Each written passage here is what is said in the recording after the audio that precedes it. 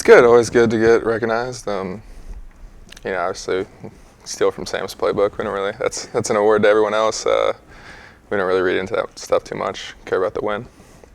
So that's good. How good is the offensive line playing right now? What was that? How good is the offensive line playing right now? It's just like anything. There's always some good, some bad. Definitely some stuff to clean up on third down from last week. But yeah, definitely really happy with it. Devontae's definitely taking the next step in his game, playing really consistent. Great having Javiante back. He's so firm in the run game. And obviously, Sean on the week and I definitely very comfortable with each other. So yeah, it's good, gelling well. When you look at the rushing yards you guys had last week, and something like Justice having a career day, how much pride does the offensive line take when looking at what the running backs accomplished? Yeah, it's definitely a good feeling for us. Justice and CT both are guys you're always really happy for when they're successful. Yeah, it's kind of like the nature of our offense, right? Like it depends what teams are going to give us. Last week they gave us a lot of good run boxes, and so whenever we capitalize on that, we're happy. Looking at how Army went last year, does you kind of get a little more excited for a game like this? 70 points is on the table. It happened last year. That you guys can have a heck of a game.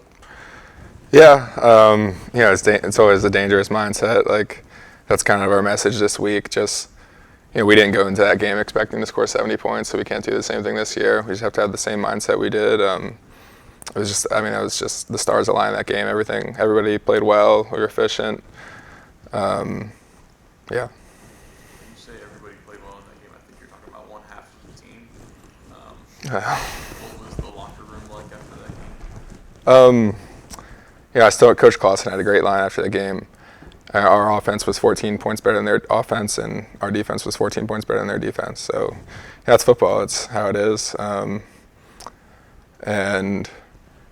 defense never quit. I mean, that play at the end of the game by Trey Red won us the game. If we don't make that, who knows what happens. So yeah, it's a team sport.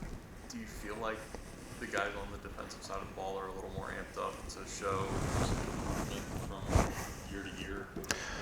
Yeah, I think so. Those guys, I think the feeling around the team this whole year is like, Liberty, Clemson last week. Like I got on the sideline and I was fully confident in our defense. I was never questioned that their ability to make a stop or get a turnover if needed. And it's like, same thing. You guys are asking about like getting up for the game, but it's like, we only get 12 of these. If you're not getting up for every game, then what are you doing it for? So, never too high, never too low, and same approach every week. What was the locker room like after the first time? It was great. Anytime you get an ACC win on the road, I mean, can basically picture every single one of those in my head since 2018. It's a really great feeling.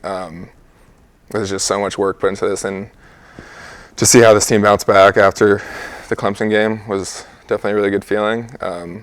We're at that point in the year where we're starting to form our own identity, and we're happy with the way that's gone. Who's the best dancer? You talked about Clemson loss. Obviously, we all remember talking to you after that one, and it was a difficult interview, right? Yeah. And you talk about the jubilation.